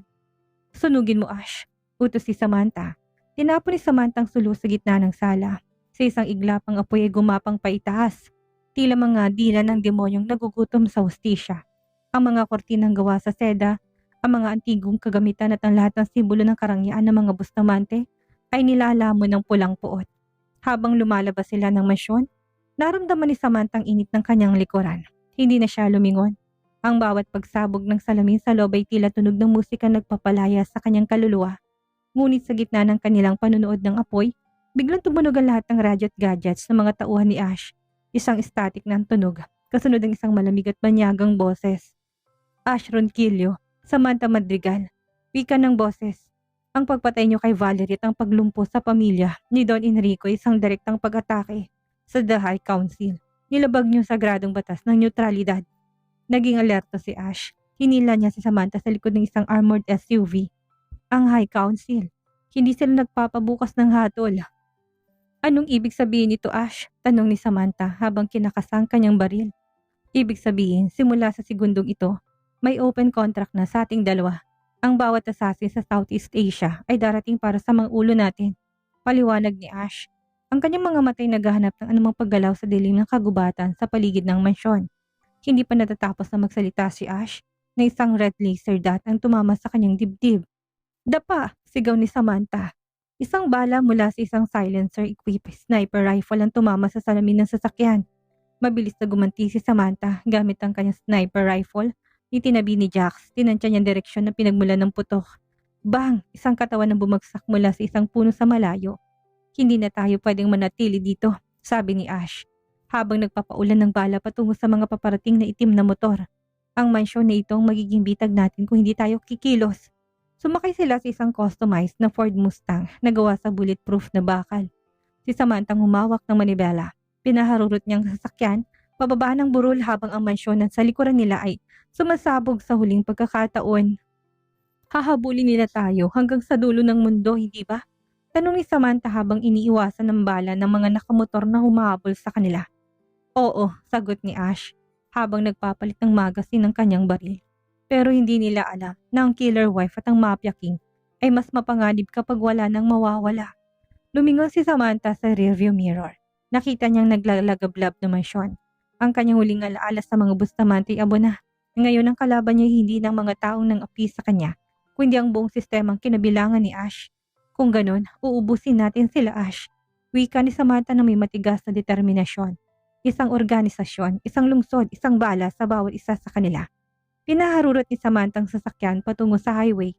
Iniwan ang apoy at ang nakaraan habang sa dilim ay naghintay ng libu-libong kaaway na handang pumatay para sa pera.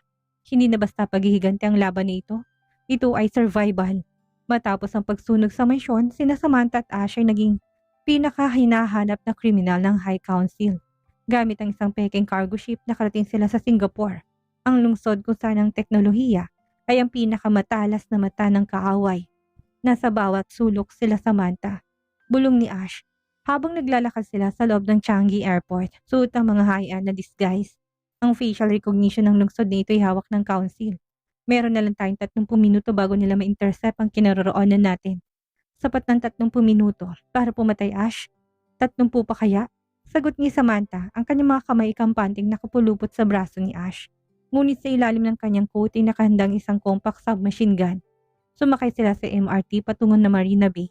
Sa loob ng tren, ang lahat ay tila normal, mga taong nakatitig sa kanilang mga phone. Ngunit napansin ni Samantha ang 4 na lalaking sabay-sabay na tumayo nang tumunog ang anunsyo ng susunod ng istasyon. Ash, 3:00 at 9:00. Maikling babala ni Samantha. Hindi na naghintay si Ash. Sa isang iglap, bumunot siya ng armas at inasintang lalaki na sa kanyang kanan. Ratatatatat, nagkagulong mga sibilyan sa loob ng tren. Ang katahimikan ay napalitan ng tili ng tunog ng basag na salamin. Si Samantha ay mabilis na gumulong sa sahig, umiwas sa bala habang nagpapakuwala ng tumpak na mga putok. Sa bawat kalabit niya ng gatilyo, isang assassin ng council ang bumabagsak. Hindi sila tumitigil, sigaw ni Ash, habang ginagamit ang upuan ng tren bilang proteksyon. Dahil gusto nila ng reward. Sagot ni Samantha, sinipa niyang isang assassin sa mukha at ginamit ang leeg nito bilang tungtungan para makatalon sa kabilang bahagi ng bagon. Sa isang marahas na galaw, binali niyang braso ng huling kalaban at tinulak ito palabas ng bumukas na pinto ng tren. Nang makalabas sila sa istasyon, isang batalyon na mga itim na SUV ang humarang sa kanila sa tapat ng Marina Bay Sands. Napalibutan sila, walang takas. Samantha, makinig ka. Hinawakan ni Ash ang mukha ni Samantha. Ang kanyang mga mata ay puno ng determinasyon at pag-ibig. May tunnel sa ilalim ng hotel na ito, patungo sa dagat. Nakaabang doon ng isang speedboat. Kailangan mong makarating doon. Anong ibig mo sabihin? Sasama ka sa akin, gate ni Samantha. Hindi natin sila kakayanin kung dalawa tayong tatakas. Magpapakain ako, Samantha. Ako ang target nila dahil akong traitor sa council. Ikaw ang kinabukasan. Hindi kita iiwan gaya ng pag-iwan sa akin ni Sefero. Sigaw ni Samantha. Ang kanyang puso'y tila pinipiga. Hindi ito pag-iwan, Samantha. Ito ay pagliligtas. Hinalikan ni Ash si Samantha ng mabilis ngunit puno ng alab. Sige na, takbo. Ipakita mo sa kanila kung bakit ikaw ang billionaire's killer wife. Bago pa makasagot si Samantha, nagsimula na magpaulan ng bala si Ash patungo sa mga SUV. Pilit na kinukuha ang lahat ng atensyon ng mga kalaban. Walang nagawa si Samantha kundi tumakbo patungo sa loob ng hotel. Ang bawat takbang niya ay mabigat dahil sa sakit na may iwan si Ash. Narating niya ang tunnel habang naririnig ang mga pagsabog sa itaas.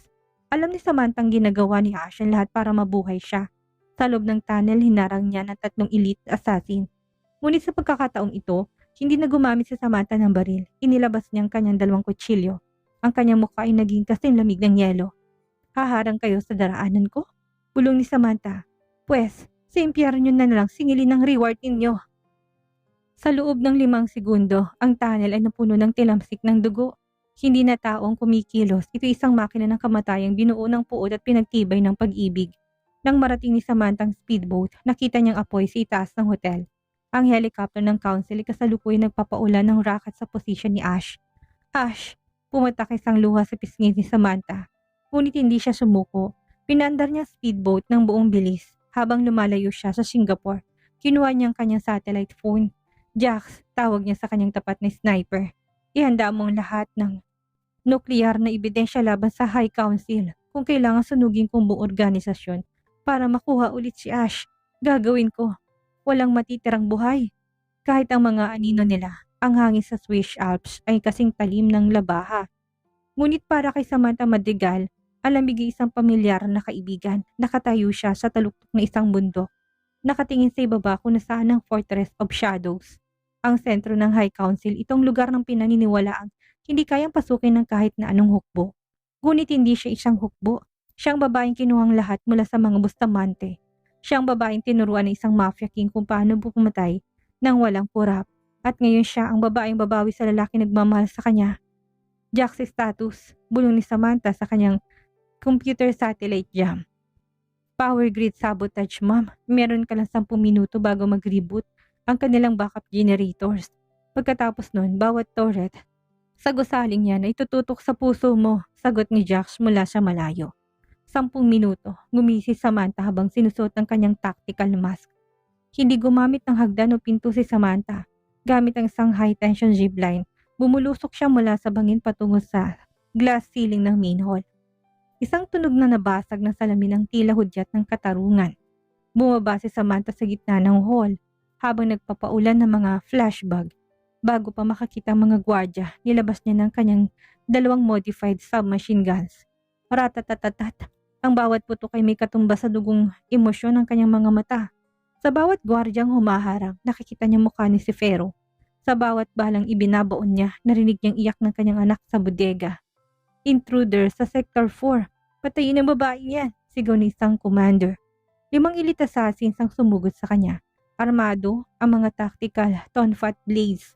Tinapon ni Samantha kanyang mga baril nang maubusan ng bala at bumunot ng 2 karambit. Ang labanan ay naging isang madugong sayaw. Iniwasan ni Samantha ang unang saksak, mabilis na umikot at hiniwang litid ng leeg ng unang kalaban.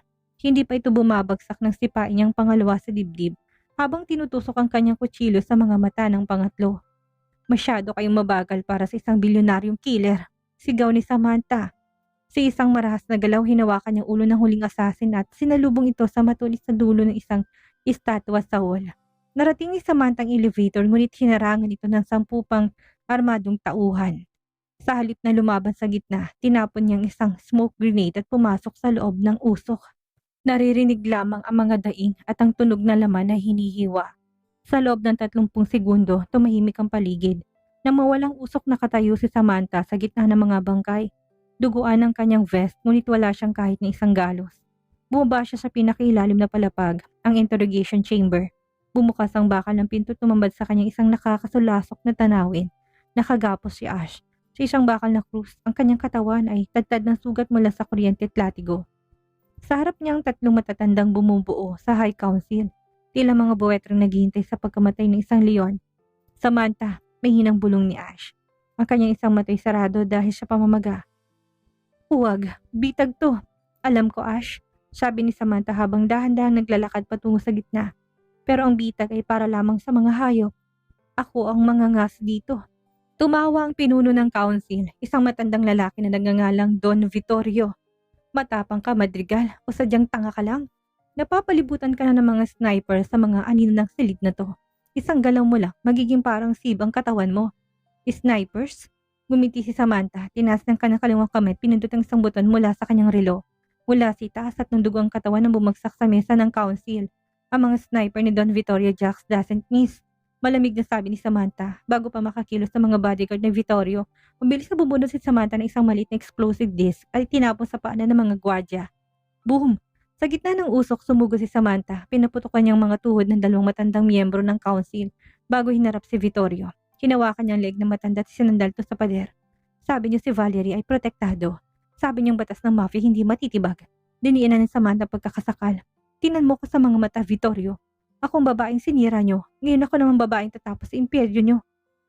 Walang awang binali ni Samantha ang leeg ni Don Vittorio. Ang tunog ng butong nabali ang malingaw-ngaw sa tahimik na silid. Mabilis na nilapitan ni Samantha si Ash. Gamit ang kanyang kutsilyo, pinutol niya mga tali nito. Bumalik si Ash sa kanyang mga braso. I'm here, Ash. I've got you. Bulong ni Samantha, ang kanyang boses ay muling naging malambot. Ang pusong tumigas ay muling tumibok para sa lalaking ito. Bakit? Bakit mo tinatay ang lahat? Tanong ni Ash, habang pilit na tumatayo. Dahil itinuro mo sa akin ng yaman ay walang silbi kung wala kang kasalamang mabuhay. Sagot ni Samantha. At dahil ang isang killer wife ay hindi kompleto kung walang kanyang hari. Habang inaalalay niya si Ash, palabas ay pinindot ni Samantha ang huling detektor. Ang buong kuta ay nagsimulang gumuho. Ang bawat floor ay sumabog, nilamon ng lahat ng ebidensya ng High Council ang kanilang mga listahan, ang kanilang mga gintot ang kanilang madugong kasaysayan.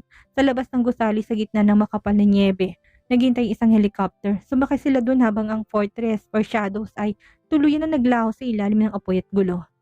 Sa loob ng helicopter, kinuha ni Samantha ang isang first aid kit at nagsimulang gamutin ang mga sugat ni Ash. Ano nang gagawin natin? Tanong ni Ash.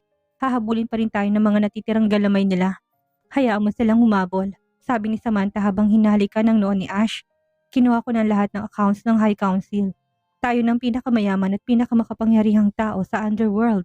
Pero hindi natin gagamitin ang kapangyarihang yan sa takot. Para saan? Para sa hustisya, sagot ni Samantha. Sisiguraduhin natin na wala ng Samantha. Madrigal na magdurusa sa kamay ng mga Bustamante o ng kahit na sinong mafia. 3 taon matapos ang pagbagsak ng High Council.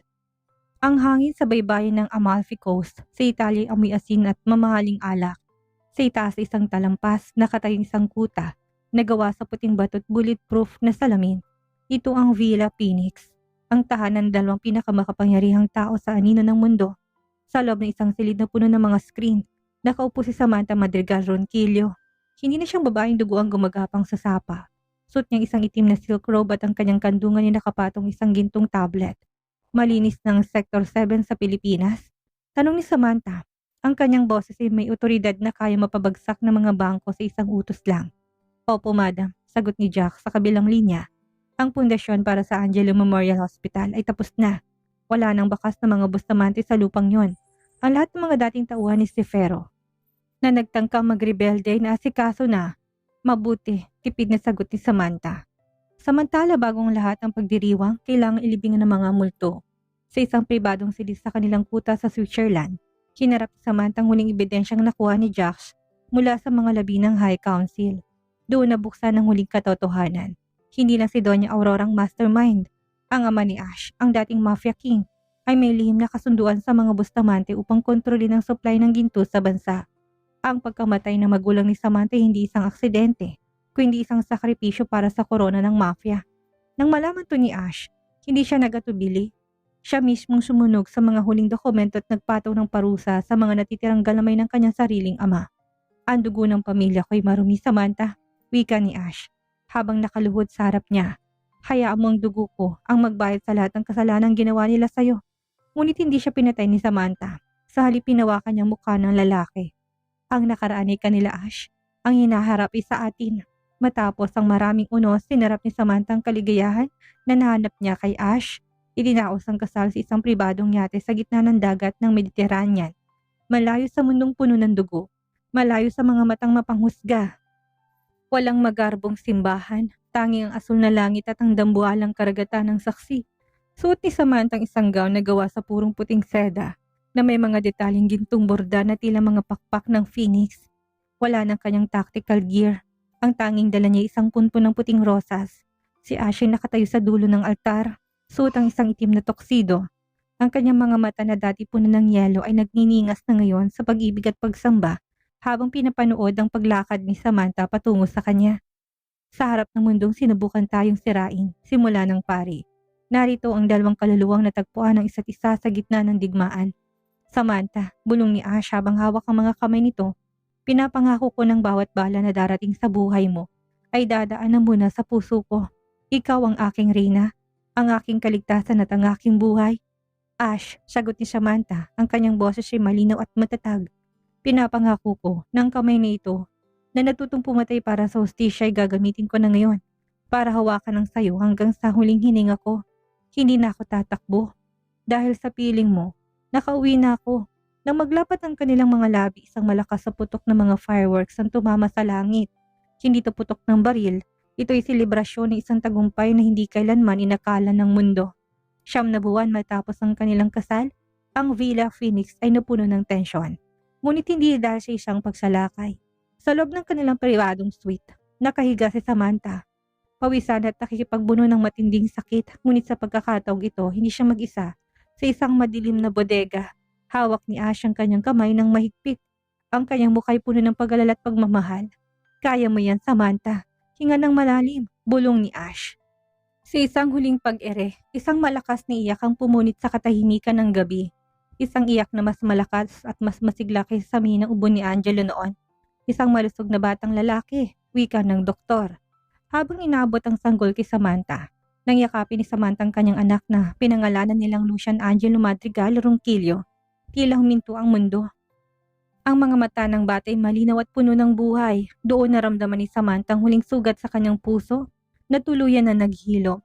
Tingnan mo siya, Ash, hikbi ni Samantha. Ang mga luha niya ay dalisay ng kaligayahan. Buhay siya, ang ating liwanag. Hinalikan ni Ash ang noon ni Samantha at ang munting kamay ng kanilang anak. Hindi na siya makakaranas ng gutom. Hindi na siya makakita ng dilim. Ang imperyong tinayo natin ay magiging kuta niya.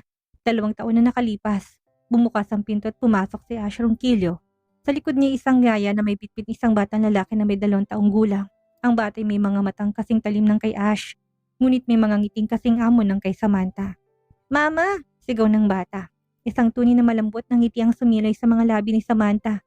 Isang emosyon na tanging ang mag-amang ito lang ang nakakakuha mula sa kanya. Binuhat niyang bata, ang anak nilang si Lucian. Kumusta ang pagsasanay sa field? Tanong ni Samantha kay Ash habang hinahalikan ng asawa. Lucian is a natural, tawa ni Ash, bagamat may halong seryosong tono. Marunong na siyang mag-disassemble ng isang dummy pistol sa loob ng 30 segundo. Magiging mas mahusay siyang leader kaysa sa ating dalawa. Sa kabila ng kanilang paraiso, alam ni na Samantha at Ash ng mundong kinabibilangan nila ay hindi kailanman ganap na tatahimik. Lumapit si Samantha sa isang vault ng dingding at kinuha isang maliit na kahon. Sa loob nito yung huling piraso ng kanyang nakaraan. Ang sirang kwintas ni Angelo at ang singsing ni Sefero na puno ng tuyong dugo. Minsan naiisip ko, paano kung hindi ako tumalon sa bangin na iyon? Bulong ni Samantha habang nakatingin sa dagat. Niyakap niya si Ash mula sa likuran at nilalagay ang kanyang panga sa balikat ni Samantha. Kung hindi ka tumalon, hindi mo malalaman na kaya mong lumipad. Ang sakit ang gumawa nun sa'yo bilang reyna, Samantha. Pero ang pag-ibig ang nagpanatili sa'yo bilang tao. Biglang tumunog ang isang red alert sa desktop ni Samantha. Isang mensahe mula sa isang tago at hindi kilalang source. The Queen is dead. Long live the killer wife. Ang mga natitirang pamilya ng High Council ay nagtitipon sa Moscow. Nagpaplano sila ng kodita. Hindi natakot si Samantha. Sa halip na ramdaman niyang pamilyar na adrenaline na dumadaloy sa kanyang mga ugat. Lumingon siya kay Ash at sa isang tingin lang nagkaintindihan ng dalawa. Mukhang kailangan nating ipaalala sa mundo kung bakit tayo natirang nakatayo. Wika ni Ash habang kinuha ang kanyang tactical gear mula sa cabinet. Jax, ihanda ang jet. Utos si Samantha sa kanyang comms habang mabilis na nagpapalit ng kanyang bestido tungo sa isang tactical bodysuit. At Jax, huwag ka mag-iwan ng kahit isang saksi. Gusto ko sa pagdating ng umaga, ang balitang makakarating sa Moscow ay ang tunog ng kanilang sariling pagkawasak. Bago lumabas sa silid, dinarap ni Samantha ang portrait ni Angelo na nakasabit sa main hall. Hinaplos niyang salamin ito. Para sa'yo ito, anak. Ang mundong ito'y magiging ligtas para sa kapatid mo. Dahil lilinisin kong bawat sulok nito ng dugo na mapang-api. Lumabas ang dalawa sa villa, kung saan naghihintay ang kanilang mga elite mercenaryo. Sa ilalim ng liwanag ng buwan, ang billionaire's killer wife at ang mafia king ay muling sumabak sa dilim. Hindi na sila tumatakbo. Sila nang humahabol. Ang kwento ni Samantha Madrigal hindi nagtapos sa isang happy ending na pambata. Nagtapos ito sa isang katotohanan ng tunay na kapangyarihan ay hindi matatagpuan sa yaman, kundi sa kakayahang protektahan ng mga mahal mo sa buhay sa anumang paraan. Gaano man kadugo o kadilim, sa bawat putok ng baril sa malayo, sa bawat pagbagsak ng isang kaaway, ang pangalang Samantha ay mananatiling isang babala sa lahat ng mga abusado at gahaman. Huwag mong hamunin ng isang inang wala nang mawawala dahil gagawin niyang abo ang iyong buong mundo. Sa huli ang bawat anino na nakaraan ay nahanap ang kanilang nararapat na hantungan sa ilalim ng bigat ng katarungan. Si Doña Aurora, ang reyna naghari sa takot at kasakiman, ay binawian ng hininga sa loob ng isang malamig at madilim na selda. Pumanaw siyang nabulag ng sariling puot at tuluyang nawala sa katinuan. Habang ang pangalan ni Samantha ang huling salitang namutawi sa kanyang mga labi, isang sumpa at pagsisisi na baon niya hanggang sa hukay. Ang kanyang anak na si Sefero Bustamante ay hindi rin nakatakas sa bagsik ng karma. Ang kanyang mga labi ay natagpuan sa gitna ng abo ng isang sunog na container van. Isang malungkot at madugong pagtatapos para sa isang lalaking walang nagabalang dumalo sa kanyang libing. Samantalang katawan ni Valerie hindi kailanman nakuha ng mga galamay ng mafia. Dahil matapos ang kanyang huling hininga, tuloy na siyang nilamon ng malakas na agos ng sapa patungo sa madilim at malalim na kailaliman ng karagatan. Tila ba ayaw na siyang tanggapin ng lupang kanyang nilapastangan. Sa kabila ng lahat na trahedyang ito, sina Samantha at Ash ay muling sinilang mula sa mga abo bilang mga shadow governors ng underworld. Hindi na sila mga biktima ng sistema, kundi sila na nagpapatakbo nito. Ginagamit nilang kanilang mga walang hanggang impluwensya at kapangyarihan upang magsilbing kuta at proteksyon para sa mga kababaihan at batang pinagkaita ng boses sa buong mundo. Habang pinamumunuan ng pinakamalaking tech at security empire sa Europa, ang kanilang pag-ibig ay naging pundasyon ng isang bagong kaayusan. Isang patunay ng dating dugo ang kamay ay maaari ring maging kamay na nagbibigay ng pag-asa at nagtatago ng isang paraisong ligtas mula sa mga halimaw ng kahapon. Ang kwento ni Samantha isang makapagpigil hiningang paalala ng bawat sugat at luhang dumanak sa ating pagkatao ay hindi tanda ng ating kahinaan, kundi mga ukit ng ating pagiging matatag. Tinuturo nitong katahimikan sa harap ng matinding pang-aapi ay hindi kabanalan, kundi isang bilanggo ang tayo mismong gumagawa. Sa pagbangon ni Samantha mula sa madilim na bodega, patungo sa trono ng kanyang sariling kapangyarihan, ipinakita niya ng ating nakaraan. Gaano man ito kadilim, kapag ito kadugo ay walang karapatang magdikta sa ating hinaharap. Ang bangin na inakala ng kanyang mga kaaway na magiging libingan niya ay naging lunduyan lamang ng kanyang muling pagsilang. Isang patunay na kapag pilit tayong binabaon ng mundo, doon tayo mas lalo nagkakaroon ng lakas na sumibol at maging higit pa sa inakala nila. Sa gitna ng kanyang madugong paglalakbay, binibigyang diin ang kwento ng tunay na hustisya hindi lamang matatagpuan sa pagpaparusa sa mga nagkasala, kundi sa pagbawi sa ating sariling dignidad at kaligayahan. Pinapakita ni Samantha at Ash ng pinakamakapangyarihang sandata sa mundo ay hindi ang balaong ginto, kundi ang isang katapatan hanggang sumuong sa apoy. Sa huli ang paghihiganti tila isang apoy na tumutupok sa lahat. Ngunit ang pag-ibig na nagsilbing tubig na nagugas sa mga kamay ng duguang duguan. Ang pagsilang ni Lucian at ang pagkawasak ng mga Bustamante ay nagpapatuloy ng masamay mga hangganan. Ngunit ang pusong marunong magmahal at tumayo para sa katotohanan ay mananatiling buhay hanggang sa huling henerasyon.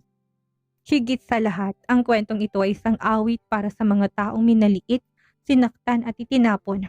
Pinatutunayan nitong isang battered wife o isang biktima ay may kakayahang maging reyna ng kanyang sariling tadhana kung pipiliin niyang huwag sumuko.